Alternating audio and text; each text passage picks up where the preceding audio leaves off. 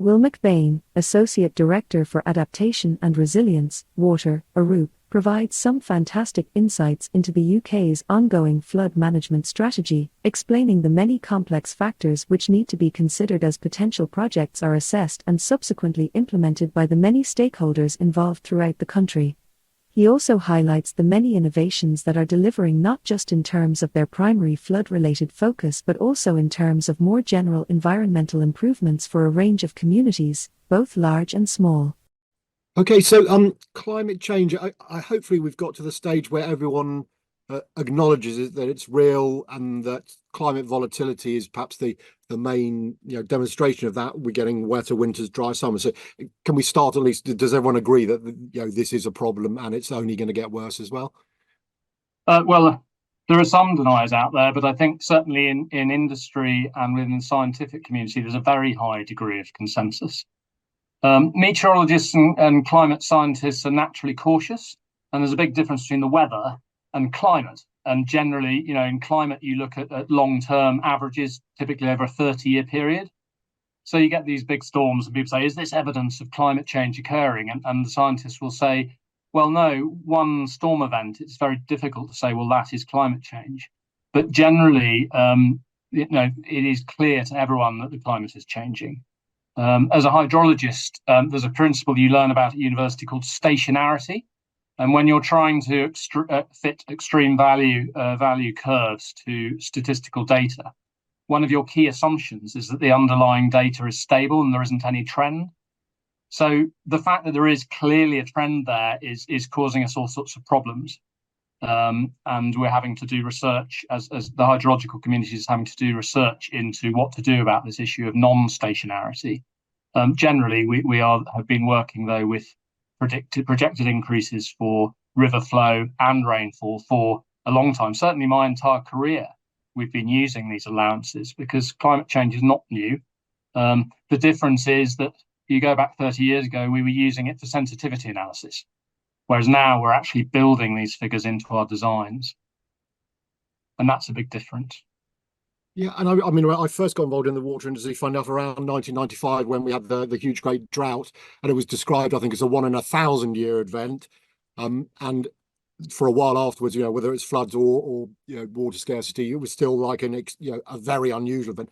But these one-off events seem to be happening increasingly frequently. So is it fair to say that they are no longer one-off, extreme events that we can't really plan for or need to do much about, but we do actually need to accept that it's becoming, one-off is no longer one-off. It's, every couple of years, and therefore we do need to address the problem rather than just say, oh, well, it happens occasionally and life goes on. Absolutely. Well, on one level, it's actually quite simple in that, we learned at geography O level, or I did O level, I don't know about you, but we learned about greenhouse gases. And one of the more obvious greenhouse gases is CO2. And pre-industrial revolution, we had about 270 parts per million. We're now at about 420 parts per million. Now, that might only be 0.04%. But bear in mind that at 0.05% of blood alcohol, we are impaired. Our mental faculties are quite severely impaired. So quite small concentrations of CO2 and other gases, such as methane, cause global warming, and this is established through sort of ice core analysis going back thousands of years. A very close correlation between CO2 levels, methane levels, and global temperature. There is a lag, and a lot of people forget that actually, the climate change, the impacts we're experiencing now represent emissions from some time ago, decades ago, and that's what's rather scary, because if you look at that trajectory in terms of the rate at which emissions have ramped up, this great acceleration we've seen post-war, really, it's almost like a hockey stick. And over the last decade or two, the emissions have been shooting up globally. And it's a global phenomenon. And the other thing worth bearing in mind from a hydrological point of view is the Clausius-Clapeyron equation, which says that for every 1 degree of warming, you can get up to 7% more water vapor into the atmosphere. So if we didn't mitigate climate change. If we didn't reduce emissions, and we're heading for this sort of 4% warming, that's a 28% increase in atmospheric moisture levels. And moisture, equals rainfall, but it will fall in a very different way from how it currently falls. The scientific consensus is that our latitudes will get wetter. They'll also get drier. It'll be more extreme, but we would generally get wetter in the winters. Whereas the Mediterranean and South Africa are likely to get drier. So it's sort of exacerbating existing problems. That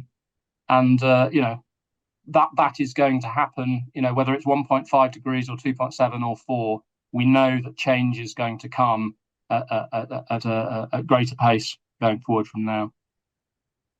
And obviously the COP's going on at the moment. So at one level, it's the issue is being taken somewhat seriously. But I also get the impression, talking about the water industry specifically, that there still seems to be, if not complacency, perhaps a lack of urgency. And we still tend to say, oh, we've had a flood, how do we mop it up or whatever. And yes, I know there's some building of defence and stuff, but overall we seem to still be a bit more reactive than proactive when it comes to the issue. Is that a fair observation or not? I don't think that's entirely fair, to be honest. It's been called a Cinderella issue in the past. And when a big flood happens in a city, it can become a bit of a political football, and you can get a reactive approach where people want things in place within a year. But actually, we've become a lot more measured. And don't forget that the funding for flood risk reduction in England has increased by double in 2020. So this periodic comprehensive spending review period, we're going to be spending roughly twice what we did last. It's 5.2 billion, and that's sort of roughly we're ramping up to about £1 billion a year now. So there is a big programme, and that's aiming to protect about 200,000 properties across England by 2027. But that means that they've got to be better protected, as in shifted from one risk band to another, and that's no mean feat. You've got to physically shift them from a 1 in 20 year standard of flooding or standard of protection up to a 1 in 100 year standard of protection at the end of the appraisal period, which might be 100 years or 50 years. So you're not only having to deal with current flood risk, you're also having to deal with future flood risk. So it does make it very challenging to build infrastructure that achieves that. So I don't think it's I don't think we're entirely reactive, but I think there are issues, and I think the issues primarily at the moment, from my point of view, the first one I think relates to surface water flooding. Surface water flooding is a very visible manifestation of the issues, because there's a very close link between, if you get more increase in rainfall intensity, it translates into more flooding immediately, unless you've got a very spongy city. You've got all these impermeable surfaces.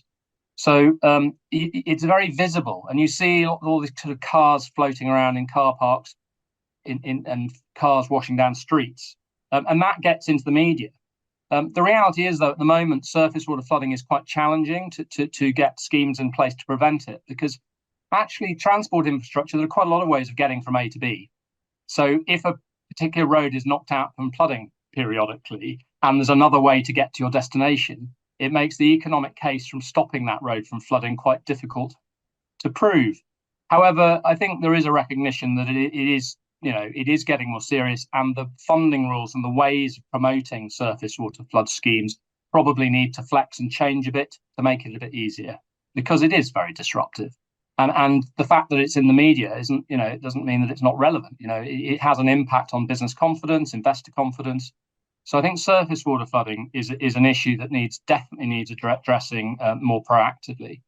I think the other issue around proactivity or reactivity is asset management. And governments love capital schemes, and nearly all of that, that £5.2 billion programme is capital investment. That's building new schemes, extending the asset base. When they've got 500,000 assets already in England, and they are getting older, and some of those are embankments that were built centuries ago out of unknown materials, and they're getting tested a lot more, because you have river levels that are staying up sometimes for days, even weeks, which is really testing the mettle of that infrastructure. So revenue expenditure on maintenance has been underfunded, and that's recognised. And I think the National Audit Office has picked up on that. And we're certainly seeing Arup's looking in the way we influence the industry. We're certainly trying to direct more funding towards capital maintenance programs to get our assets into really good condition, to make them more reliable, but also to make them resilient, so that if you get design exceedance events, they don't fail, they just overtop, and then things go back to normal. At the moment, we have significant programs of recovery after a flood occurs, because these floods damage the defences, and therefore it's quite a distraction then going out and reactively having to go out and repair defences, and that's a function of the fact that they're not designed to deal with exceedance events, as they're called. And in terms of the responsibilities for the situation and addressing it, is that part of the problem, in the sense, obviously you've got central government, which I guess is the ultimately responsible, but you've got local government around planning issues. I'm thinking, years ago now, in the local paper, there was a picture of a floodplain, and they said someone's about to build some houses here, but it was flooded in the picture, etc. So hopefully that sort of thing's less frequent. And you've then got, as you say, highways agencies, maybe to do with service. So are there too many bodies responsible? Do we need a central, or is there one that's maybe not doing it? So I don't know, your thoughts as to how better to address it in terms of the bodies or body that needs to be responsible. Yeah, I mean, following the 2007 floods, Michael Pitt's review sort of identified the issue of silo thinking and the need for a kind of consistent level of protection across all the different sectors of critical infrastructure. I got involved as the lead author of the Syria Guide on that. And it sort of did, one thing I learned from that is it's all very well saying we need one organisation to look after all aspects of flooding, but the reality is water gets everywhere. Flooding affects everybody. So everyone needs to have a plan. And what came out of the work we were doing at the Cabinet Office, we were advising them to some extent on that process. The two civil servants were sat on our project team, and they basically end up developing sector resilience plans, which are still in existence. So each sector was looking at what flooding meant for them and what they needed to do as their sector to address it. And the issues are very different across ICT to what they are across electricity supply, water. But I think that there has been a lot more collaboration since then in terms of things that can be done to join it all up. The Environment Agency clearly does have an overview in England of all matters related to flooding. And it's entirely appropriate, I think, that those who are responsible for planning, spatial planning, housing and land use allocation should, which is the local planning authorities, they should have clear approaches to how they manage and help to manage flood risk. And the Highways Agency, Network Rail, they all have to have their own plans. So I think there are a lot of plans now in place, and they're actually starting to be implemented. The Energy Networks Association did some great work after sort of in the early teens, improving the resilience of our distribution networks. Most critical infrastructure sectors have got a plan, one plan or another. I think austerity didn't help. I think in terms of the pace of change, I think we're still potentially quite vulnerable. But I think when the National Infrastructure Commission and the Climate Change Commission have been calling for consistent standards of protection, and I think that's a bit misunderstood. I think what we're talking about probably is consistent definitions of flood resilience. And that needs to be nuanced, because you're not going to protect a nuclear power station to the same level that you protect, a small local generator. Critical infrastructure systems need to be protected to a higher standard, depending on, if their disruption, if them going down causes disruption to millions of people, then it warrants spending that bit more and making sure that the chances of that occurring are much lower. Whereas if it's a local country highway, then you're not going to protect that from a 100-year or a 10,000-year flood, are you? You're going to accept that it periodically does flood. But there are all sorts of things you can do to manage what happens when it floods, in terms of making sure that people are aware, that you address the health and safety issues, And the agency's done quite a lot of work on that, actually, looking at how you can warn people of particularly at fords. We still have quite a lot of fords in this country. And people are idiots, actually, in their cars. I'm sure I've done idiotic things in the past, but trying it on is not clever, because just a foot of water can float a car.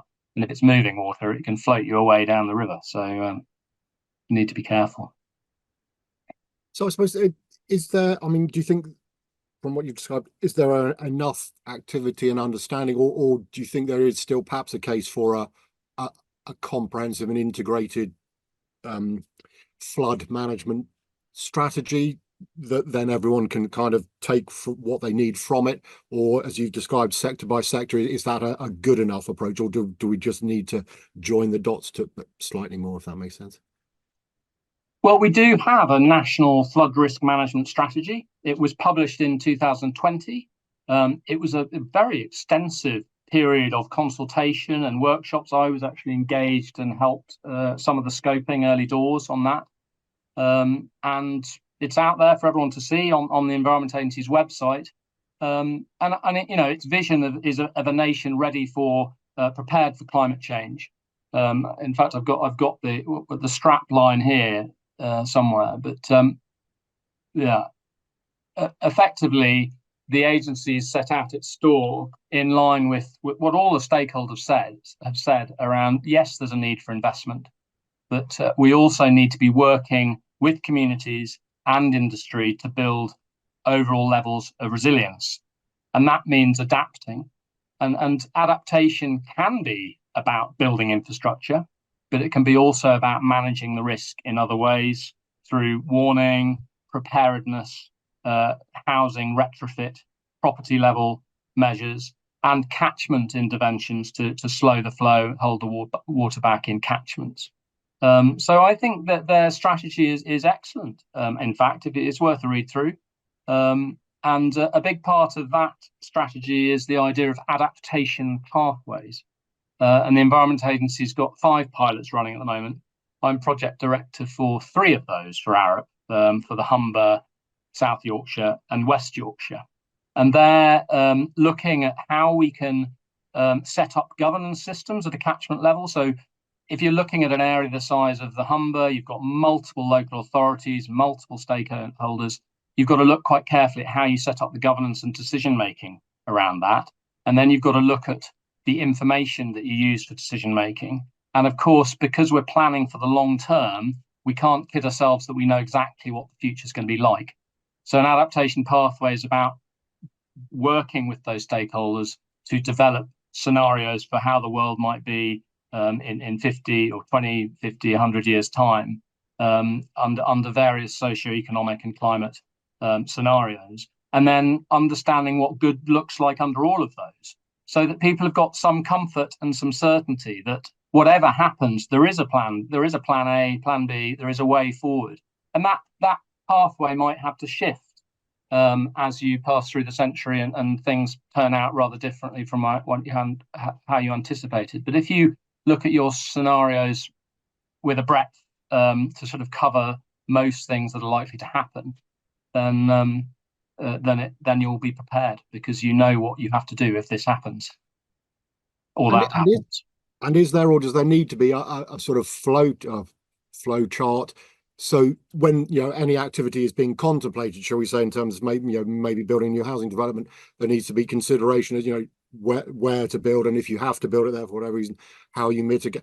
I'm saying, is there a chain of things that people have to consider along the way, while whatever the activity might be, or is it a bit randomly up to them as to whether they do something proactive, as you say, either slowing flood water higher up the river or whatever, or just saying, okay, we are going to flood, so this is how we're going to mitigate the consequences of the flood. Just any thoughts as to if it is possible to create a sort of a flow, so that you come up with question 1, then question 2, and guides you through the system, as opposed to people not fully understanding the implications.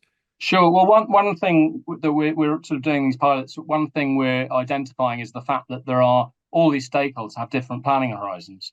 So whether you're, even within an organisation, you have different planning organisations, horizons. So if the Environment Agency, for example, has a capital programme service, and they're operating on sort of 5-year horizons around what they're going to be building over the next 5 years, whether they've got strategic planning people at the other end of the spectrum who are thinking about what's going to happen in 2100. And similarly, local authorities, they're typically developing local plans and they're operating on a 10 to 20 year type horizon. Businesses, major infrastructure operators, a port authority, they might have a master plan developing. So the good thing about the adaptation pathways is well, one thing that it provides the possibility of doing is providing a framework which accommodates those different timescales and tries to provide a decision-making framework that works across the whole study area, and provides the tools and the mechanisms to adapt. And in terms of your example around development planning, if you're developing a local plan, you have to do a sustainability appraisal. You have to apply what's called the sequential test under National Planning Policy Framework, which should ensure that you put your most vulnerable new developments in the areas least likely to flood, and those that are most least vulnerable will go in the areas that are at slight risk of flooding if that's unavoidable.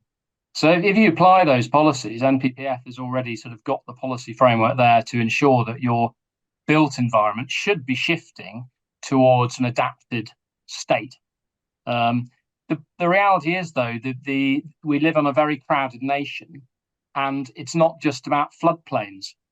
As we've expanded, all the nice spots were built on first, the castles, the rich men's houses, and then really by the 1960s and 70s, all those sites had gone. So we're looking at building in areas that are sort of hillside with surface water flooding problems or former marshlands, or it's all improved land.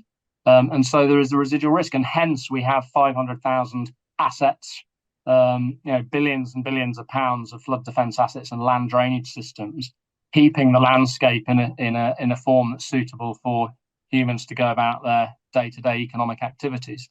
But it's a costly business, and the more we can adapt and make it resilient without having to build new assets, by maintaining the assets we've got and adapting the environment, because carbon, it's a deep irony if we're spending billions building new flood defence assets at vast carbon expense, at vast carbon cost, which is compounding the problem. It's easy to tip into maladaptation. It's not clever. You need to be thinking intelligently. We're quite good in this country, but globally it's a horror story. The research is showing that so much human development is happening at the moment around the world is happening in areas at risk of flooding, particularly the coastal zones, where we know that there's going to be at least a metre a rise in sea level probably this century, and it's only going to get only going to increase further over the following century. And if you're planning a city, you don't plan it for 100 years. Probably you should be planning it for thousands of years, really. But we need to think long term in these matters. And I suppose how evolutionary or revolutionary do we need? I mean, SUDS has been around for a while, and I know it's sort of perhaps underwhelmed, but I think finally was it this January, the legislation came in that maybe is giving it more of a kickstart. Combined sewer overflows are in the news for obvious reasons. There's a program, I guess, to do away with those or improve those. I remember a few years ago reading about, I think it was basically a floating house, that could be built. In your view, and I know, I guess money comes in again, but do we need to be thinking sort of left field for this stuff, or can we more or less use the technology we've got in slightly smarter ways and manage the problem? Or do we need to say, yes, okay, we do need to build floating cities in the future, or is that just too expensive and not necessary? No, I mean, I think it's a sector full of innovation, and actually DEFRA, rather like Ofwat's innovation program, DEFRA have got a flood risk innovation program, which is, I think it's about 200 million. I think that's what's funding these adaptation pathway pilots, but it's mainly going to local authorities around the country, and there's all sorts of innovative stuff being done. I know we're involved with looking at use of artificial intelligence for flash flood warning systems. We're working with local authorities up in the northeast, looking on a project called Stronger Shores, which is looking at nature-based solutions to coastal protection. So kelp beds, oyster beds, seagrass, these things that sort of can help to build buffer into coastal zones. We're doing an awful lot of work around natural flood management, and it's an interesting one, natural flood management, because in terms of that issue of shifting people from one risk band to another risk band, that natural flood management isn't terribly good at that.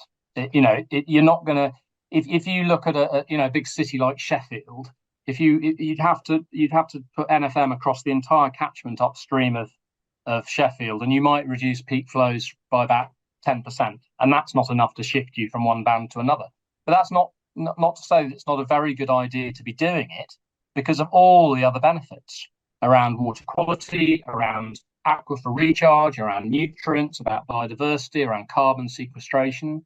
So I think, yes, it's not, maybe you don't get as much bang for your buck in terms of flood risk reduction, but what does a concrete wall do other than protect you from flooding? A nature-based solution provides all these wider benefits, and they're also what we call generative or regenerative, in that you plant something and it grows and it gets better with time, rather than these assets that we build out of concrete and steel that age, that deteriorate with age.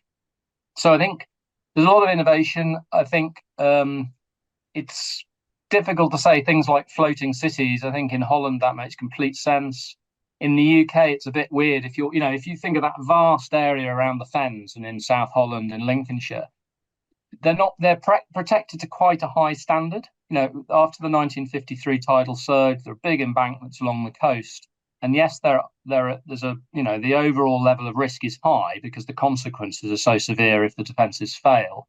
But it would be a bit weird investing in a floating home if you live, in a village in South Lincolnshire, because it's big investment. But the investments you can make to make homes more resilient are there's all sorts of innovations in that space. And there's a floodmobile that Mary Longdunno drives around the country, demonstrating to people how they can make themselves better able to cope. And I think she was working as a solicitor when she first flooded. I think she flooded several times, and the first couple of times she was out of the house for months. But now, she floods and she's back to normal within a few days because her house is designed in a way that it's no big deal. And I think that kind of thinking is where the innovation lies in terms of adaptation, because it just becomes something you get used to. I remember when I was in Delhi once, when the monsoon broke and the entire city was under a foot of water and everyone was dancing for joy because they'd been waiting for this rain for 4 months, and they knew to lift all their sacks of grain, and their belongings up above the floodwater. But we're just delighted that finally the monsoon had broken and they had some relief from the appalling heat.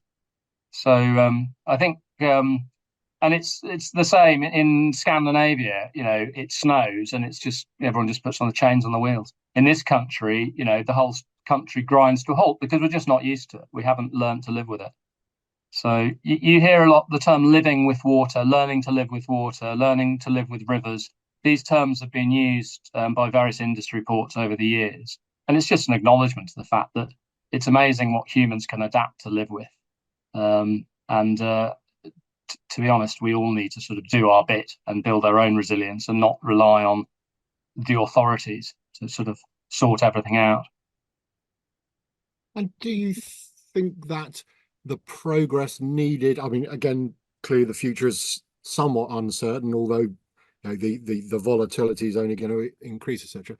Do you think we are moving at the right pace to avoid some kind? I always think, if London did flood, then suddenly it would come, flooding would come right to the top of the agenda and everything would be done required.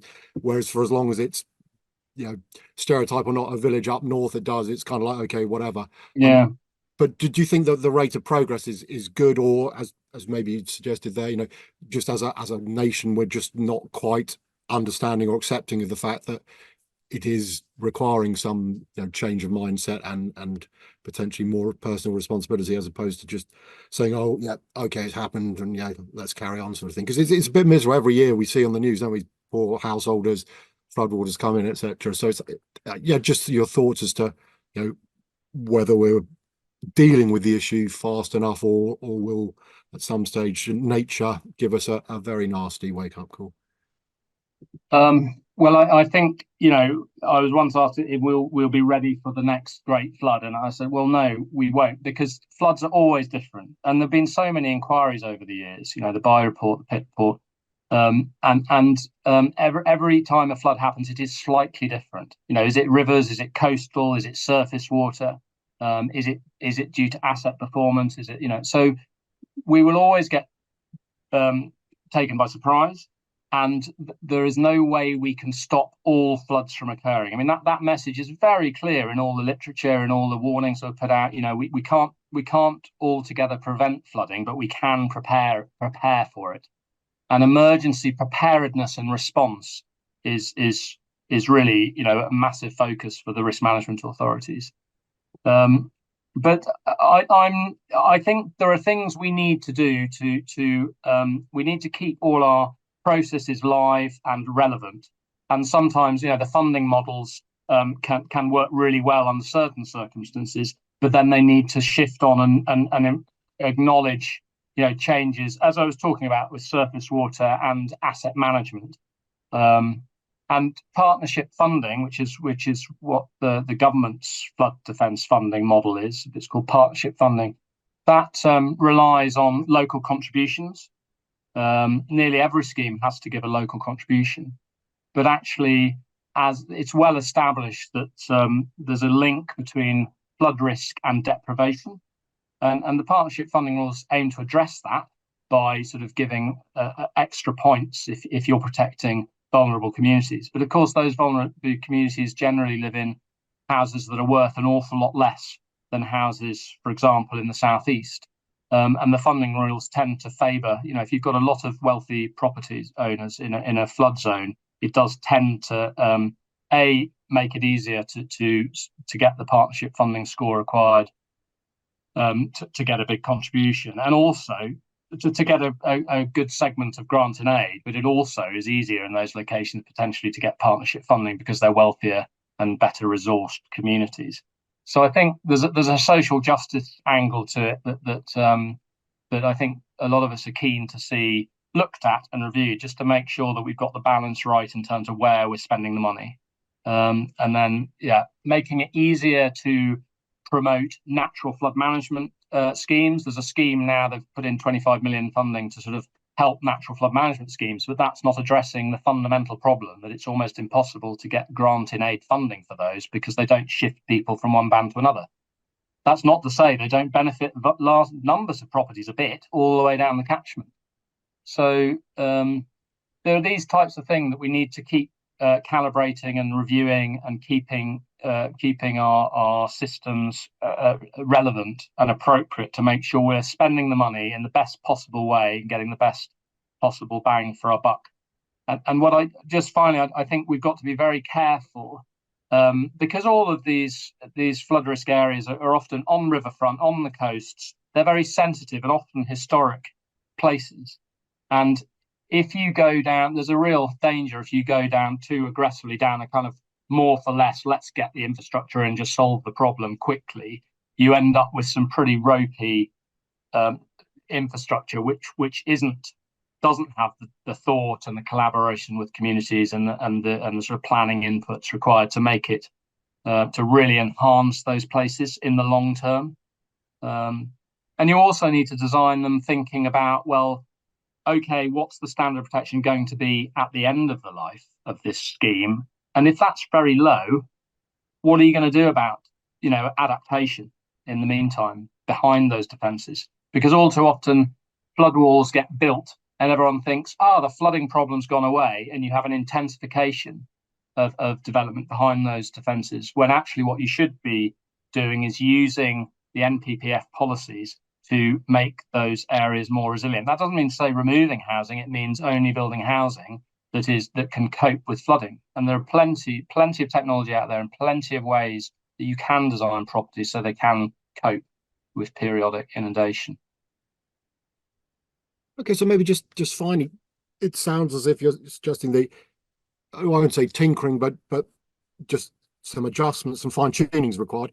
Again, is that the Environment Agency's role to shake up the various stakeholders and say you just need to be a bit more nuanced, sophisticated here, whatever, or how will those extra sort of insights be made available? I think the DEFRA is the sponsoring department. I think we can always do with more money, and the impact of materials inflation in particular has had a pretty devastating impact on this programme.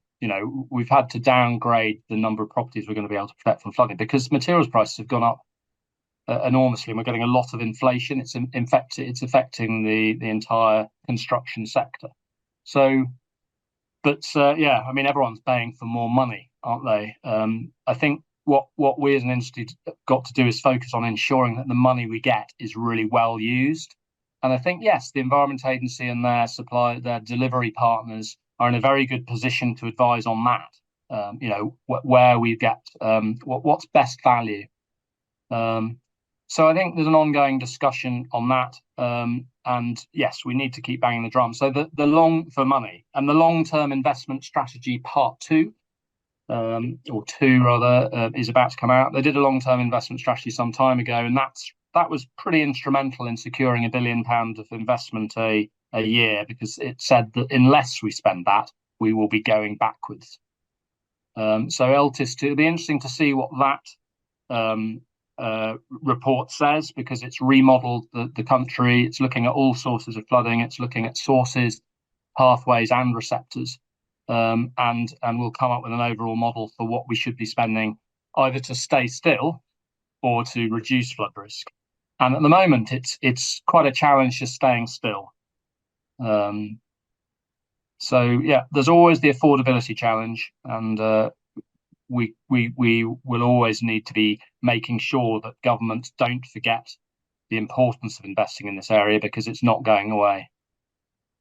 And maybe just finally, in terms of your own organisation, when you are brought in for this kind of work, do you generally find that the people you're working with have sort of, if they're saying this is what we need, have they already done all the thinking, or do you sometimes have to say, well, hang about, why do you want to do that? Shall we, chain back a little bit, and what's the actual problem? Can we come up with a better? So I suppose just how you find when you're getting involved, are most people pretty well up to speed and understanding what's going on, and therefore when they get you involved in it, or do you think sometimes you think, well, if you'd asked us earlier, or actually that's not the right way to go about it, so can we start again? Just, I don't know if there's a typical customer or not, I expect not, but just what you find.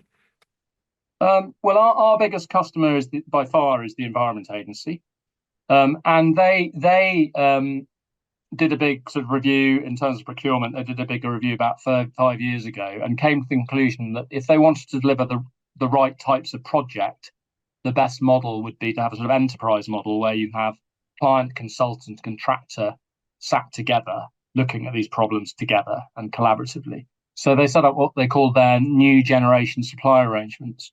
And under NGSA, or Collaborative Delivery Framework, Arup is the sole consultant actually for the North East, Yorkshire, and across the Midlands. So it's roughly a third of the country. And we're teamed up with BAM Nuttall in the North East and Yorkshire, and Jackson Civil Engineering across the Midlands. And we now have integrated delivery leadership teams across the Midlands and across the North East and Yorkshire. And then we have collaborative delivery teams at sort of catchment level. And all those teams comprise contractor, consultant, client individuals looking at the programme, doing sort of reviews of candidate projects, capital projects, making sure that they're worthy of being entered into the capital programme. And then we're doing the business case development right the way from strategic outline case through to full business case collaboratively. So they're getting good value out of their delivery partners, and they're being very proactive in using the expertise within our organisations. I think it's going well. I think the one challenge we've had is the issue of when you're doing strategic level studies, understanding how much it's really going to cost to protect a community. And we've got to a stage on the programme where most places which have severe flooding problems have got a capital scheme in place already. So it's all those ones that are really tricky that were never dealt with before because they were put into the too hard box. Because they were, we've got one on site at Bewdley, for example, where Bewdley's been talked about for many years, and schemes have been built. But the last bit that we're doing now was always put in the too difficult box. But for one reason or another, we've come up with a scheme which is now being built, but it's very technically challenging. I think the Environment Agency's done really well in that respect. I think local authorities, we do a lot of work with Sheffield City Council and with Bristol City Council, and there's a rather different focus there because ultimately they're driven by economic regeneration, jobs, and local places. So it's good in a way because you're working with a client that is not just purely focused on reducing flood risk. They see it as critical to their overall city strategy. So they work closely with the Environment Agency, actually. They don't, it's not like they do their own thing. The Environment Agency are on the steering groups and are closely involved and supporting throughout. So the local authorities get the benefit of that sort of client experience from the agency, but can drive their own agendas and they're working to their own specifications, and they're our bosses. We're really enjoying working with Sheffield and Bristol on the big sort of river and coastal capital programs, and then we're doing a lot of work on surface water flooding with local authorities up in the northeast now, and we'll likely do more of that. Those surface water problems are really challenging, but great. We love them because the way to solve them is often about blue-green infrastructure and placemaking, and that's Arup's forte. We love, the whole idea of changing urban realm to make it much better able to accommodate, absorb, and use water in place. The biggest scheme we've got on at the moment in that sector is actually the Severn Trent Water, where we're doing SUDS retrofit for the whole of Mansfield. 75 million, I think. And we're working, I think AECOM are doing part of it, we're doing part of it, doing the designs, and the contractors are building it. And it's on a very tight programme, but it's revolutionary. Mansfield will be transformed. They're just digging up lots and lots of tarmac and concrete and putting in flower beds, effectively. But it sounds simple. It's all very carefully designed and optimized, even down to the planting schemes. And Zach Tudor, who's our landscape architect on that, he actually joined us from Sheffield City Council and was heavily involved with Sheffield's Grey to Green programme, which is a fantastic. I mean, if you're ever in Sheffield, go and have a look at some of the schemes they've done, where they've turned rather, 60s style dual carriageway with a concrete central reservation into massive flower beds and beautiful planting. Just transformative, and it improves air quality, it improves the aesthetics, but it also, most importantly, absorbs water and stops it getting into combined sewers, and improves the water quality before it gets into our watercourses. Okay, we covered a lot of ground and given some fantastic insights into what's going on. So we'll just really appreciate your time. Thank you very much indeed. Thank you. No problem. Anytime, Philip. Great to speak to you.